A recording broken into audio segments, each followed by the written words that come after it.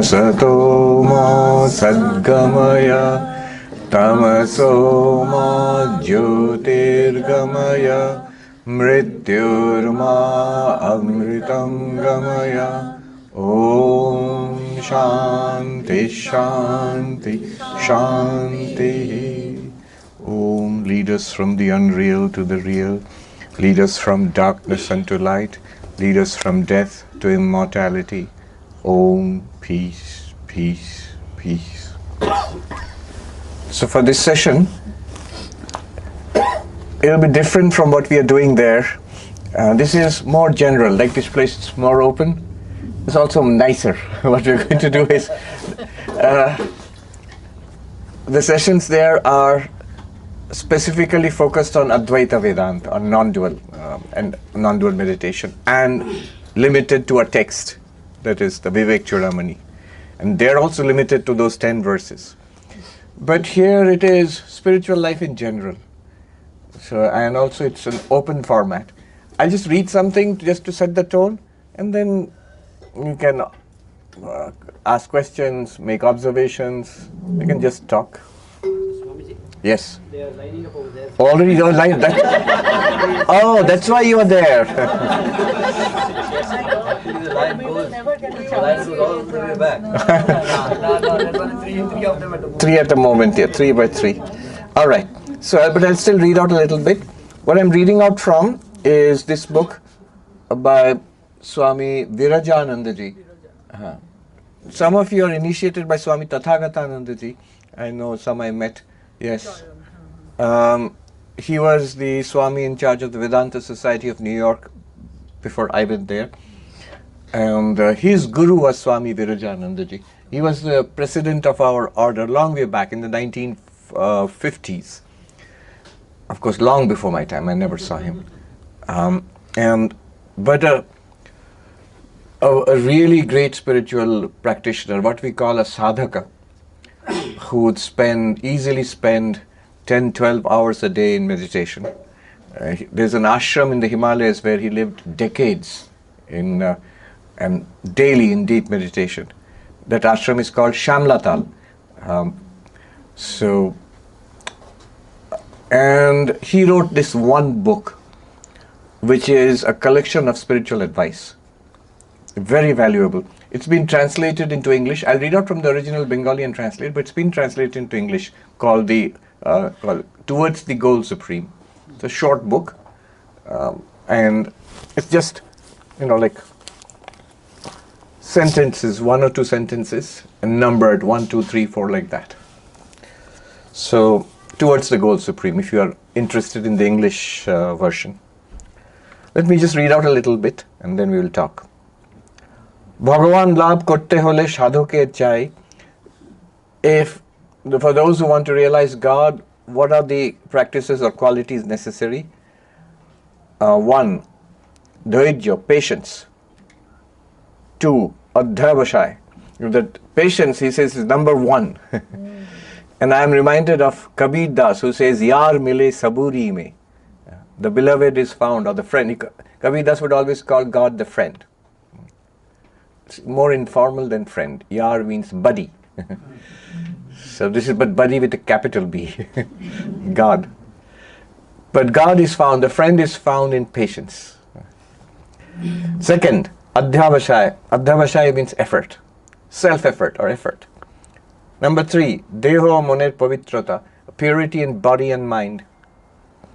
Number 4, tibra akankha ba vyakulata. Intense desire, intense restlessness for God. Usually we are restless for something in the world. The spiritual practitioner is calm about the world, is more or less indifferent or it's all right. But real restlessness is for God realization. Then you are a spiritual seeker. And that's the beauty of it, because the restlessness for God is sweet. It's the restlessness for the world which is disturbing. So we are generally, what happens to us is we are restless for the world, we are anxious about the world, and about God we are relaxed. It'll happen in its own time. He says, no, restlessness for God. Number 4, Shat Sampat the sixfold treasure, which is taken from Vedanta. In Vedanta, you have the sixfold discipline. What are the sixfold discipline? Shama, antakarana sthirata, the calmness or steadiness of mind. Dhamma, indriya nigraha, control over the senses, the body and the senses. Uparati, vishaya ashakti tag. Uparati literally means turning inwards. You continuously turn outwards, flowing out into the world. Uparati is just the opposite, turning inwards. Here he translates it as giving up this pull, the attraction for objects of the world, things of the world. Titiksha, that means a fortitude, the determination to persist in spiritual life come what may. Shakol prakar dukkhe abhichalito thaka, that means remaining unshaken in the middle of all sorts of troubles. Shraddha, guru or shastra bhakke vishas. Shraddha means a faith in the teachings of the guru and the texts, the scriptures. Or shamadhan. Shamadhan means concentration or focus. He translates it as ishte chitta sthapan, keeping your mind, centering your mind on the Ishta Devata.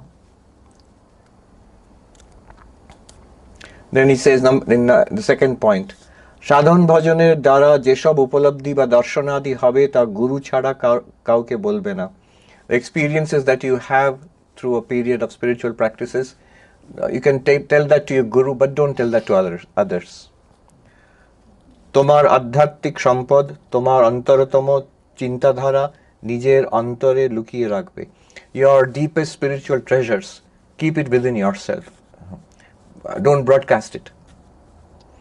তা অপরের কাছে প্রকাশ করবে না. Do not express it to others. উহা তোমার পবিত্র গুপ্তধন. This is your very pure and the most precious treasure. This is the most meaningful thing to you in your life. একমাত্র ভগবানের সঙ্গে একান্তে উপভোগ্য বস্তু. It's something to be enjoyed only in holy solitude, in the presence of God, not to be publicized. I had this experience of God on Facebook. And so many likes you can get. সেই রকম আবার তোমার দোষ ত্রুটি অনাচারের কথা অপরের কাছে বলে বেড়াবে না. And exactly in the same way, just the opposite. Your weaknesses, your faults, or what we have done wrong in our life, don't keep discussing it with others. তাতে আত্মসম্ভ্রম খোয়াবে ও অপরের কাছে হীন বলে প্রতিপন্ন হবে. What happens if you do that is you lose respect in your own eyes and you feel small in the eyes of others. নিজের দোষ দুর্বলতা ভগবানকে জানাবে. You confess that to God. In front of God, confess it to God. ও তার কাছে প্রার্থনা করবে যাতে তিনি সেগুলি শোধরাবার শক্তি দেন. And pray intensely, pray to God that God will give you the strength to correct all these weaknesses or shortcomings in your character. ধ্যান করতে বসে প্রথমে খানিকক্ষণ স্থির হয়ে বসে মন যেখানে যেতে চায় যেতে দাও. When you start meditating, so this is number 3. This is just points 1, 2, 3, 4. He is talking about meditation. First, sit quietly and let the mind run where it will. Bhabbe ami shakhi, drashta. Think that I am the sakshi. Remember the sakshi which we talked about in the morning? বসে বসে মনের ভাষা ডোবা দৌড়ঝাঁপ দেখো, লক্ষ্য করো. Sit quietly and watch the rising and sinking of the mind, the running around of the mind. ভাববে আমি দেহ নই, ইন্দ্রিয় নই, মন নই, আমি মন হতে সম্পূর্ণ পৃথক. Think that I am not the body, that I am not the senses, and I am completely separate from the mind. This is very much in line with what we were doing there, very much so. Mon o jaro. Mind is also an object. Well, it's exactly what we are talking about. জড়েরই একটা সূক্ষ্ম অবস্থা. It is just a subtle object. আমি আত্মা, প্রভু, মন আমার Das. I am the Atman, exactly what we talked about. The mind is my servant. যখনই কোনো বাজে চিন্তা মনে উঠবে তখনই সেটাকে জোর করে দাবিয়ে দেবার চেষ্টা করবে. And if any bad thoughts come up, impure thoughts come up in the mind, forcefully push it out. Okay. So this is just how you begin meditation. And so on it goes. It's a very valuable compendium. All right. Observations, questions about this or anything else that we have talked about? Who was his guru? Virajanji's guru was Holy Mother. But he was practically a disciple of Vivekananda because he was closely associated with Swami Vivekananda for a long time. But technically, of course, his guru was the Holy Mother. And there are very interesting thing. He got the mantra and the Ishta Devata from the Holy Mother. And he loved meditating here, the center at the between the eyebrows. And he ended up getting a terrible headache and he became sick.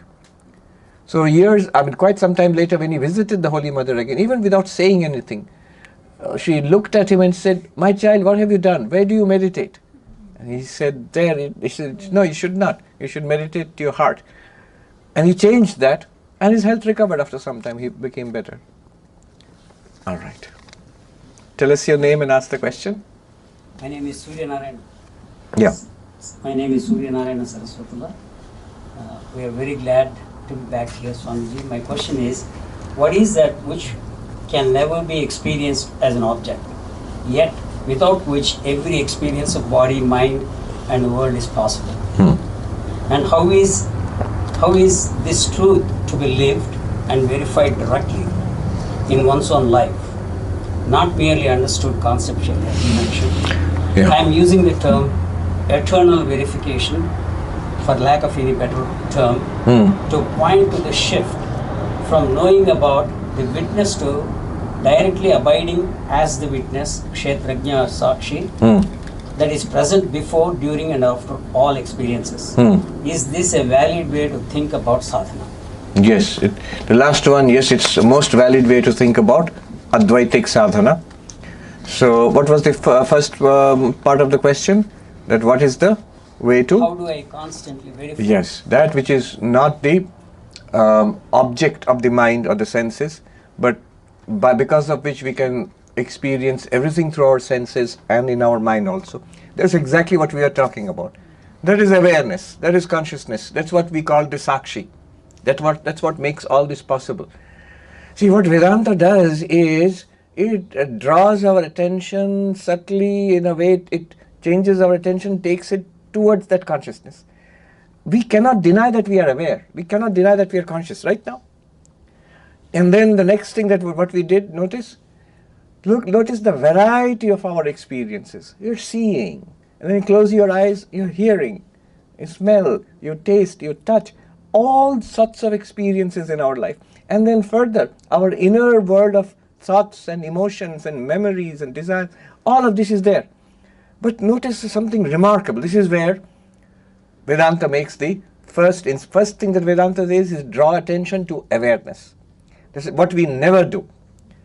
We always attend to the objects of awareness, whatever we are aware of. That's what we attend to, whether externally or internally. We are always caught up with people and things and events in the world, or we are caught up with our own feelings and ideas and memories. They are all objects, and they are many, many in number, and they are wildly diverse in variety. But our first attention is drawn to the fact that this awareness, which I cannot deny, this is constantly there. It is what makes possible all kinds of experiences. Is this true or not, what we talked about?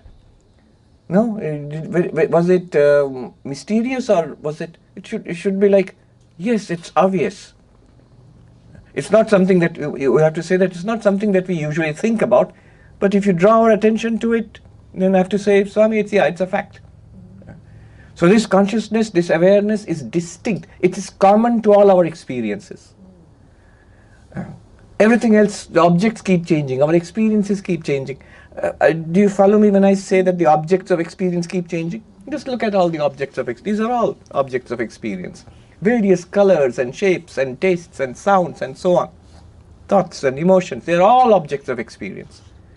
And each object of experience generates an experience.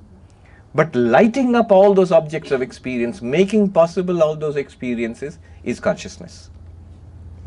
Now your question was, how do we? Eternally verify. How do we verify it? It's like asking, how do I verify that I have eyes? I can say, I see. What do you see? I see I can see you. I can see colors and shapes. I can see people and cactus and the blue sky. I can even see my cloth and my own body. So I can see many, many, many things. Now your question is like, how do I verify I have eyes? This question of verifying, it's a subtle question, but very interesting and good question. How do I verify that, for example, you are present here? By seeing you. I see you, therefore I know you are present here. How do I verify that another person is present here? I see them and I know that they are present here. How do I verify someone is not present here? I look around and I don't see them, so I verify they are not present here. So both the presence and the absence of people I can verify by seeing them or by seeing that I don't see them. Hence they are present here or they are not present here. Verified. But the eyes, I don't see the eyes. See, if you don't see the eyes, will I say the eyes are not present here? You have to say, no, the eyes are present. How did I verify that the eyes are present? I didn't see my eyes. The very fact that I saw anything at all is a verification of my eyes. Anything, what verify? See, you are present here. The verification is if I see you. If I don't see you, then you are not present here. But my eyes are present here. Verification is? How do I verify? By seeing. By seeing what? Anything. Whatever I see, or if I see clearly that something or somebody is not present, even that, all of it is verification of my eyes. Similarly, the verification that this consciousness, this witness consciousness is present is experience. What experience? Any experience. The fact that I can see, the fact that I can hear, the fact those children in the school I was telling you about who are visually challenged, who are blind, but they are conscious. The very fact, for them, the very fact that I can't see is a proof that I am conscious. Even the experience of seeing shows me that I'm conscious. If I close my eyes and I don't see, that experience of not seeing proves that I'm conscious. Are you following me? Mm-hmm. Yeah. So anything that we see or hear or smell or taste or touch, anything that we remember or enjoy or suffer, everything is a verification of one thing only: consciousness, consciousness, consciousness. What do you want to verify? That I'm conscious? Just see. Am I there or not? Yeah, I'm there. That's consciousness. Yeah. And then you notice, what did we say? It is there unbrokenly. It is there unchangingly. If you notice all those things, that's the verification of the witness consciousness. That's the one thing that you don't need to verify.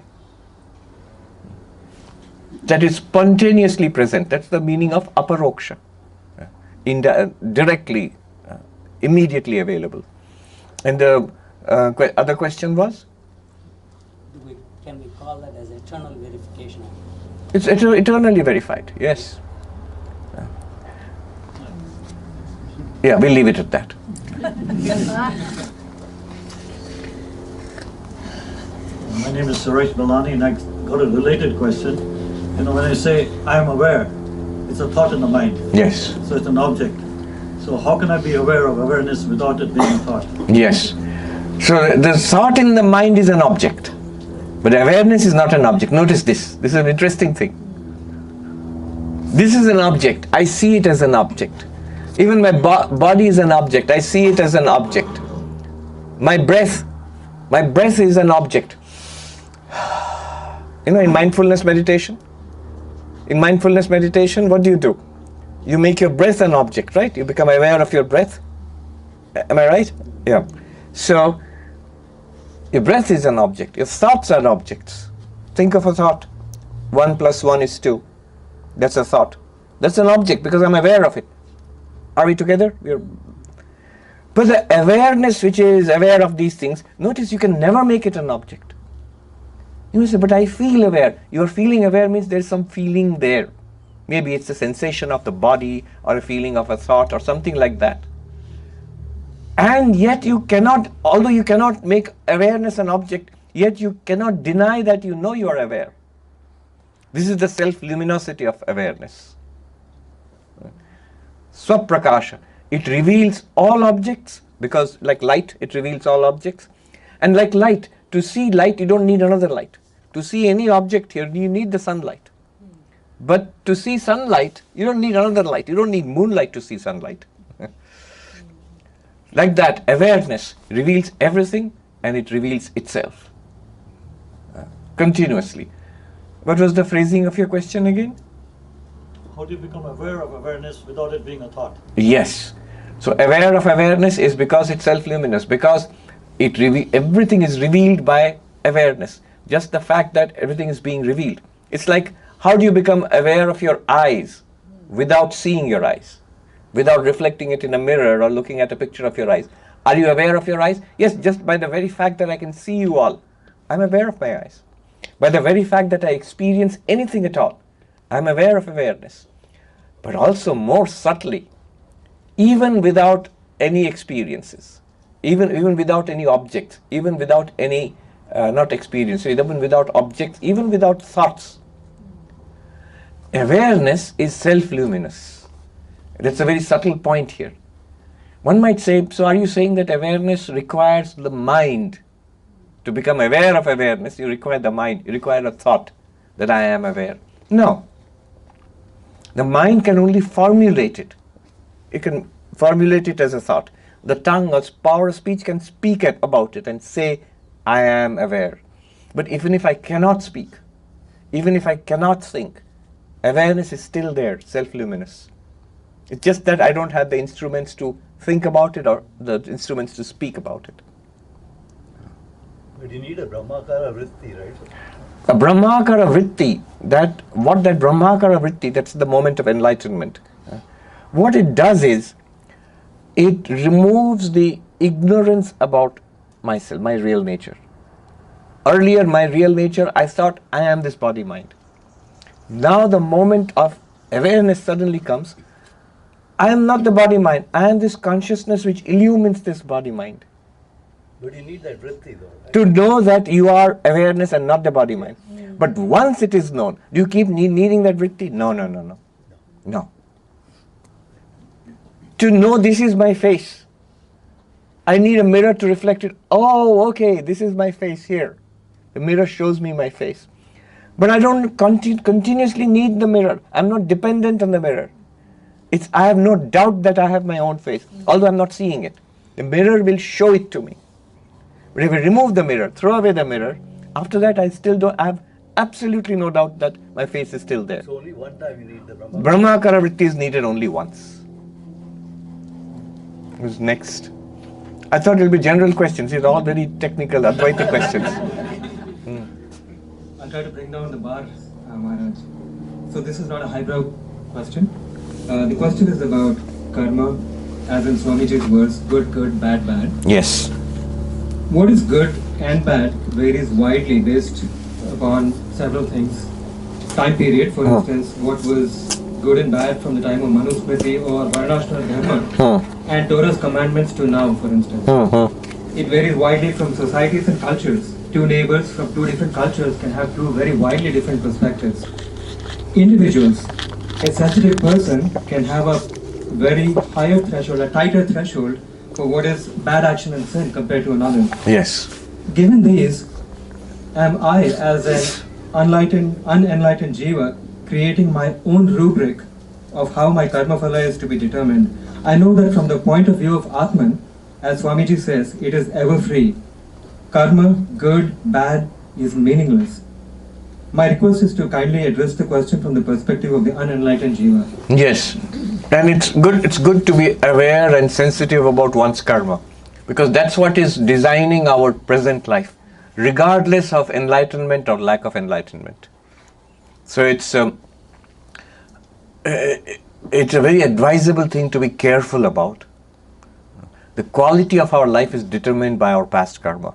The quality of our future life will also be determined by our present karma. It's something one needs to be very alert and very careful about.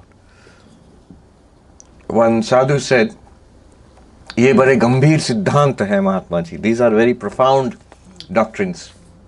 He says, look, all the philosophies of ancient India, all the Vedanta schools, dualistic, non-dualistic, Dvaita, Vishishta, Dvaita, all of them, Whereas Tantric, Vedantic, Vaishnava, devotional, philosophical, yogic, Sankhyan, whatever the schools are, they all believe in the doctrine of karma, that there is cause and effect. It's basically causality. Doesn't take much to believe in it. And he says, look, the Buddhists who don't believe in God, who don't believe in a permanent self, they still believe in karma. Karma and reincarnation, karma and punarjanma, these two are constants throughout Indian philosophy. All schools, with regardless, throughout time, from the most ancient Vedic times down to the modern Sikhism, which was a much more recent phenomenon, 400 or 500 years ago. All of them believe in karma. Hinduism, Buddhism, Jainism, Sikhism. Now, what is good and what is bad? You're right. There are a lot of changes. A lot of it is relative. And that's why Hinduism, interestingly, has an evolving code of conduct. This code of conduct is found in what we call our Smriti Shastras, Smritis. You quoted Manusmriti. But notice there are multiple Smritis. There's Parashara Smriti, there is Yagyavalkya Smriti. There are many Smritis, many codes, competing codes of conduct. What does it mean thereby? What does it mean? It means that the rules by which we live our lives, the standards by which we measure ourselves, they evolve with time, with society, with context. Certain things, so is it all relative? No. Certain values are fundamental. Truth is fundamental. Non-violence, non-harm of others is fundamental. Then, say for example, self-discipline. As principles, the principles are always fundamental. Now how they are applied from time to time, you'll have to see, depending on time and context and place. But no code of conduct will tell you to be untruthful. No religion in the world will tell you to be untruthful. No religion in the world will tell you to be outright be violent. You might think, no, that's not true. No, it is. Even in the cases where you think that some religion is recommending violence, you'll see they are always also restraining violence. In the context which they are talking about, where there could have been more violence, they recommend less. Withdraw. I remember the teaching of a martial arts master. He says, what did he say? Do not fight if you can avoid it. Fight but do not harm if you can avoid it. Harm but do not injure if you can avoid it. Injure but do not kill if you can avoid it. So you see, there is that gradation, carefully. That is the restraint.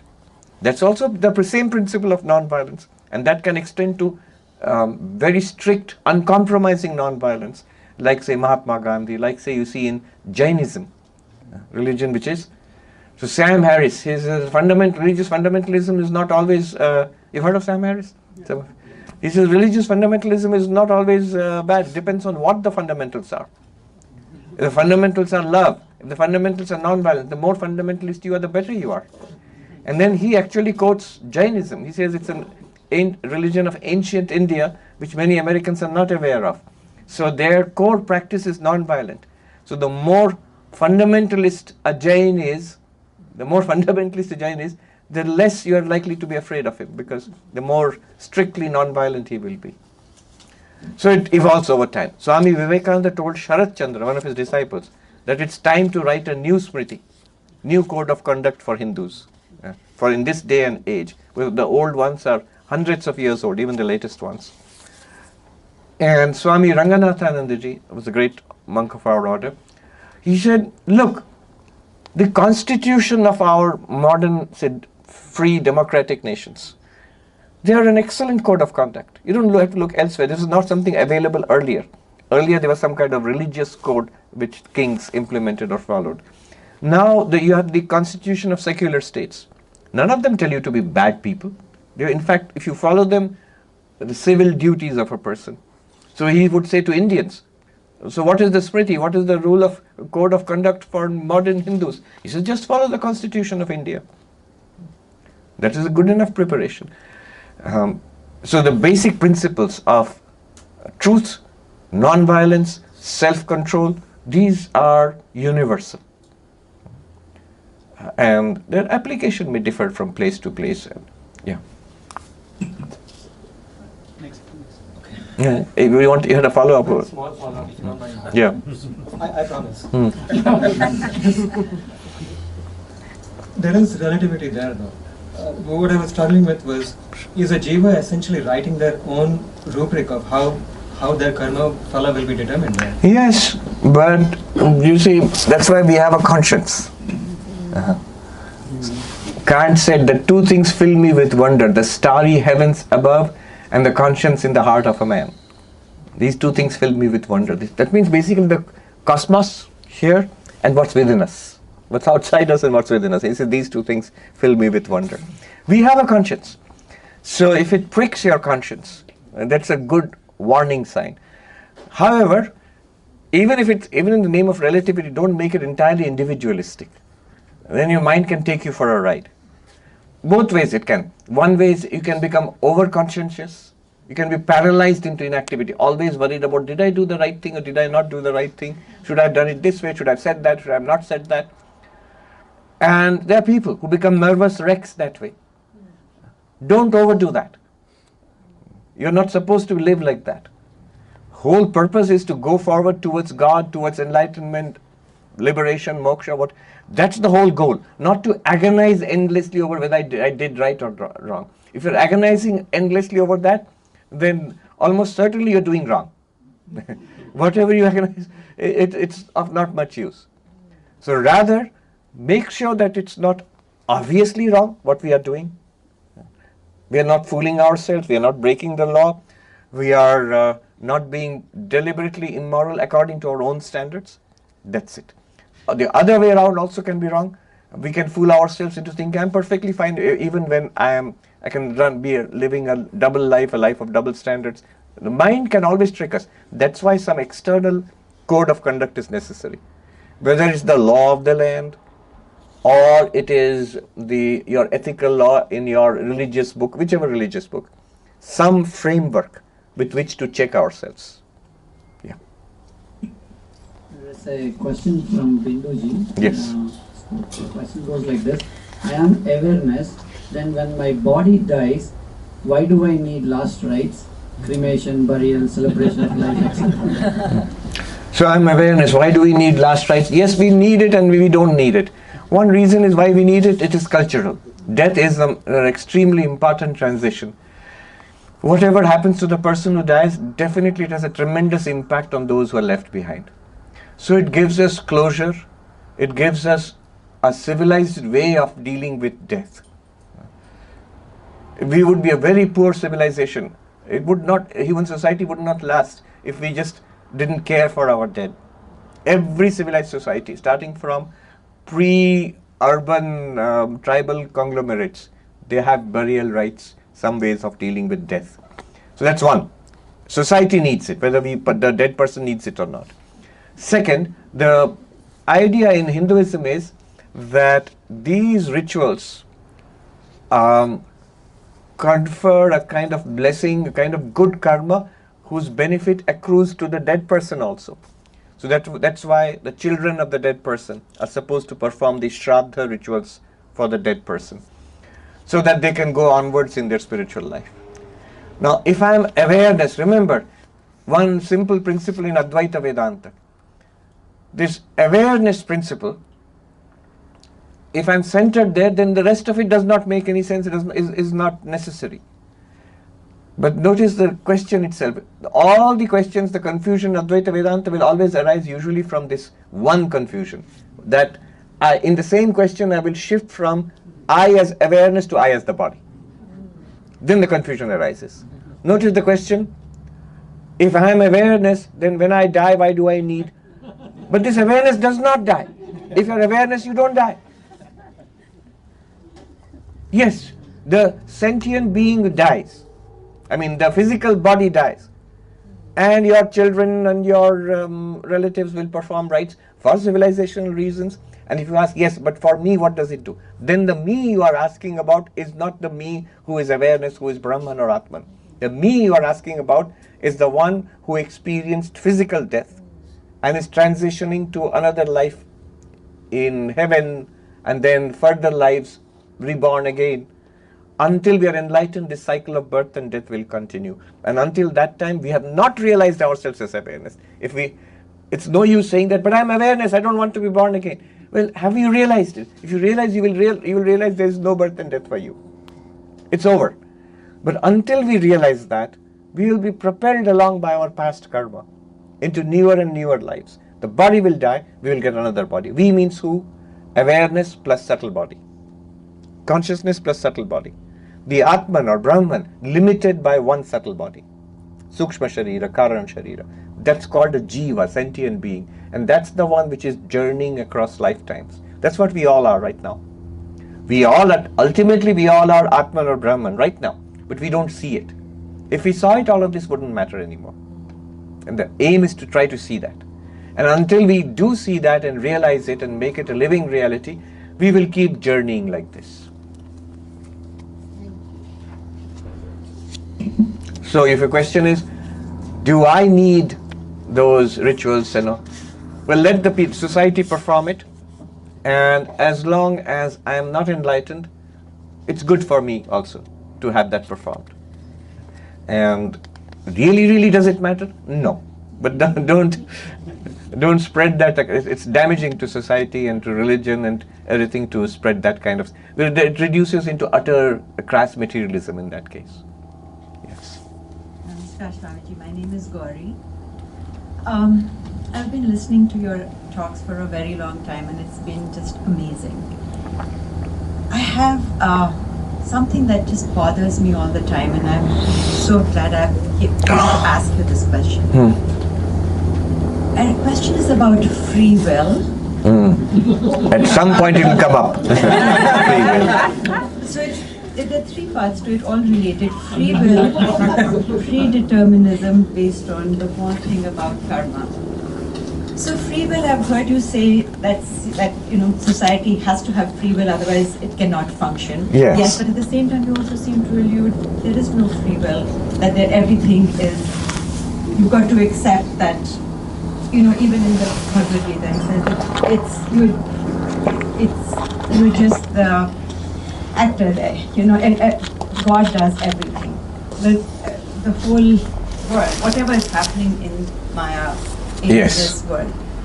So really we talked about karma right now, but is it really up to me? And then the most important thing out of all of this, we hear really a lot of earnestness, a lot of desire to attain liberation and go on that path. Is that in my hand, or is that also predetermined based on my past karma? Or do I really have an ability to change that? Yes. Practical, straightforward answer to that. Take it that you have free will.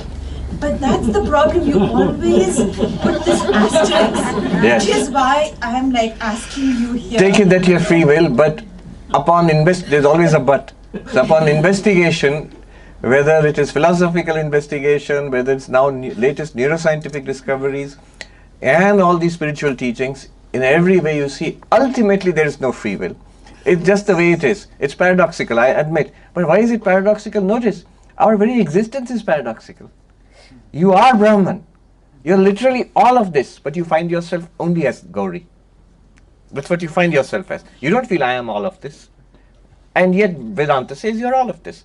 So the Gauri's existence has to be a kind of a paradox. And therefore Gauri's free will also has to be a kind of paradox. In one sense, yes, certainly Gauri has free will. Another sense, in a deep sense, no, it's not possible. Everything is being done by God.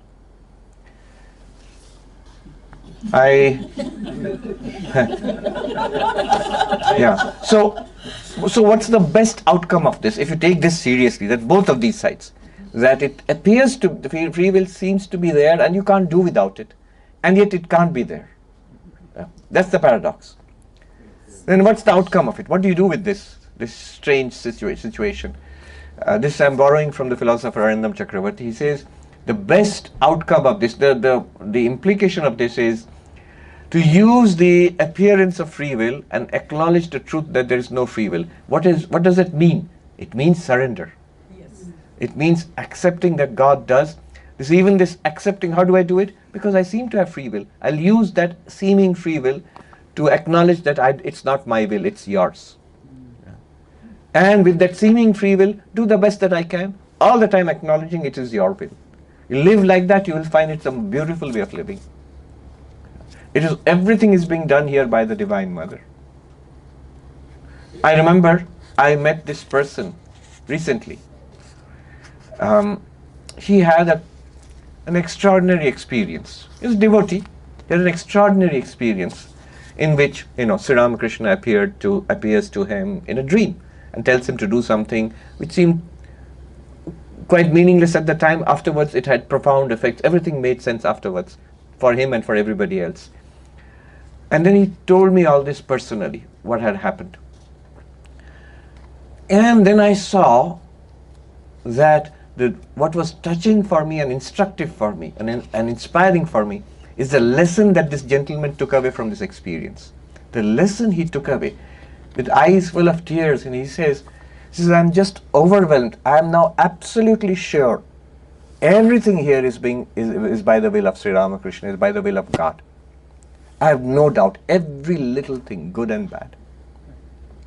And he says, now I live like this. That's the best thing to take away from such a spiritual experience. Because otherwise, most people, often what happens is we have these spiritual experiences, some of us, and then we become fascinated by that, and then it becomes a nice memory for us. Think about it, we're puzzled by it, we're inspired by it, we're bewildered by it. But it does not result in any lasting change in our lives, any lasting philosophy of life which comes out of it. But in this person's case, it did. It did. Now he feels everything in his life is known to God, is being done by God, or is being willed by, everything is by the will of God. And it's all right, he says. No, but the intense desire is also due to God, right? Yes, don't go into that loop. No, but that's what I'm saying. So if she has the intense desire, then God is doing that too. So she can go in that direction. Of course, of course. And even if I don't have an intense desire for God realization, I should still try. So is liberation also not, it's not in your hands. Oh, that's the one thing which is, it is in your hand, and it is also predetermined in the sense that everybody is going to get liberated. Everybody. Why not? The philosophy which we are studying, it tells you that you are Atman, you are Brahman, you are that ultimate reality. Your real nature, not this personality. This personality is changing, and one day this body will die.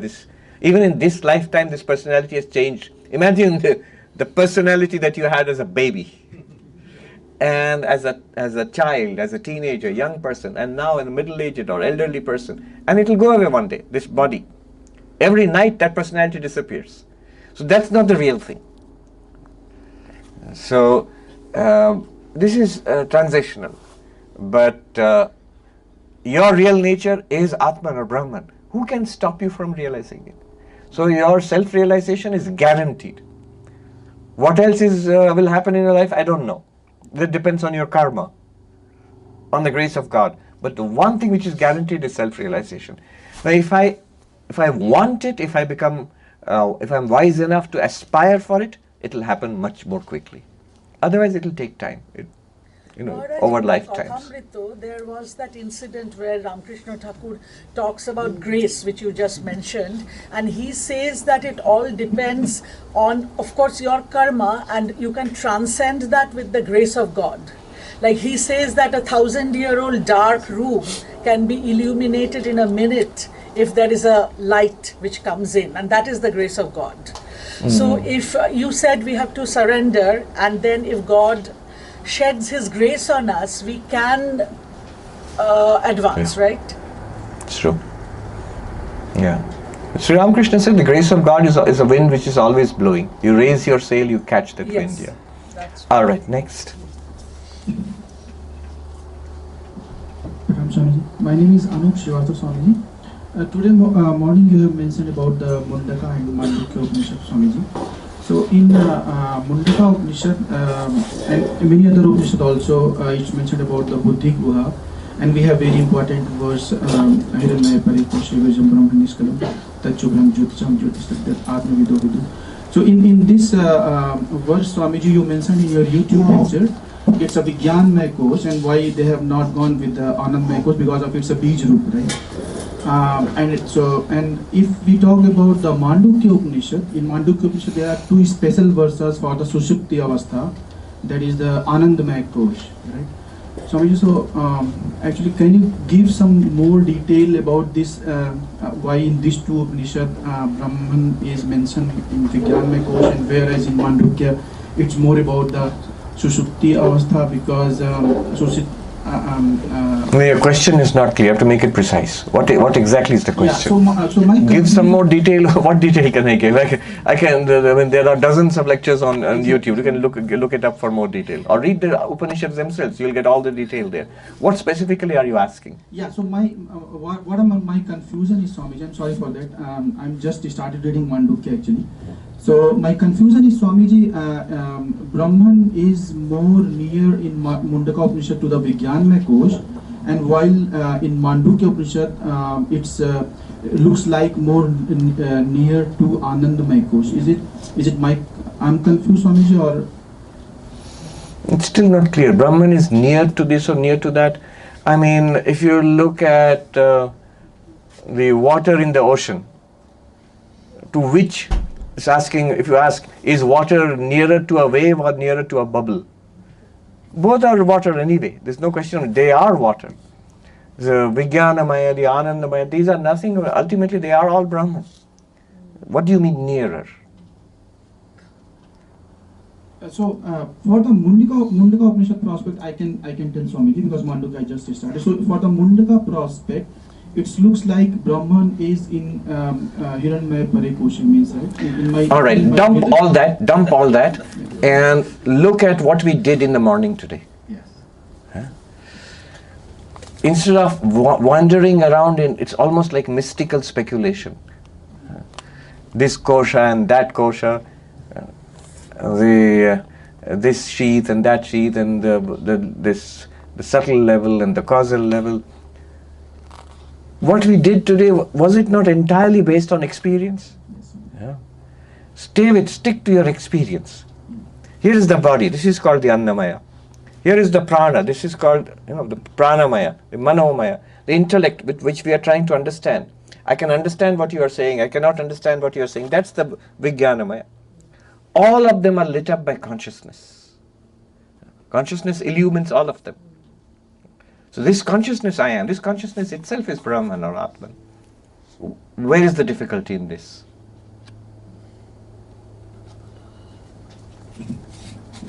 So, Swamiji, for the Mundaka Upanishad prospect, because you mentioned that there are only two states, right? The dream state, the Jagrit Avastha and Swapna Avastha both are. That is not Mundaka Upanishad, that is Mandukya, sorry. Not even Mandukya Upanishad, that is Mandukya Karika. Yes. And then Swapna, the Susupta Avastha is considered as a most important state, as per my understanding, Swamiji, in Mandukya Karika. So in that case, the Susupta Avastha is Anandamaya Kosh, Swamiji, right? So that's what. But you have to make it precise. Think about it. You can ask me again tomorrow. Yeah, all right. You have to make it. In terms of, let's put it in Elon Musk's language. You have to dodge that question. Yes. Last question, probably. Yes. Swamiji, my name is Raghu. Yes. I had a simple question. What's the difference between an avatar and an Ishvara Koti? Because my understanding is that both are here too. Yes. What is the difference between an avatar and an Ishvara Koti? These are terms which you find in the Gospel of Sri Ramakrishna. Avatar is, we understand, avatar is a descent of the divine into the human sphere, incarnation. So in Christianity, Jesus Christ would be an avatar, an incarnation, from the Hindu perspective. I was in the Vatican and they told me, no, your understanding of avatar is a Hindu understanding. Our understanding of the incarnation of God this is an entirely different theological. All right, but fine, it's a Hindu understanding. So Hindu understanding is the descent of God into human affairs with a human body or with some kind of form. That's an avatar. And when we are born, we are not avatars. We are born because of our past karma. We are sentient beings, jivas. Among these jivas, we attain to enlightenment and freedom at some time and will be free of the cycle of birth and death. But Sri Ramakrishna also says these enlightened beings, some attain moksha and they never born again. But some retain their individuality, although they are free. They are not subject to birth and death. But they can be born again as part of the avatar's play or leela. So when an avatar comes, some others come along with them to help with the play of God. This is the whole avatarology. There's a Christology, there's a Buddhology, so this is an avatarology, the study of an incarnation. It's a very theological thing. So these Ishvara Kotis, they are sentient beings like us. They are not God. They are sentient beings like us, but they have been freed from the cycle of birth and death. And yet they retain their individuality and they can come back without any danger to themselves. They will not be trapped in samsara. And they come as part of the mission of the avatar. When the incarnation comes with a purpose. So those who come to help the avatar, they are the Ishvara Kotis. That was Sri Ramakrishna who said that. He named 6 of his disciples as Ishvara Kotis. So among his disciples were 2 kinds of sentient beings. Those who were at the final stage of their spiritual evolution and who would become, in the presence of the avatar, who would be free, who would attain freedom in this life itself.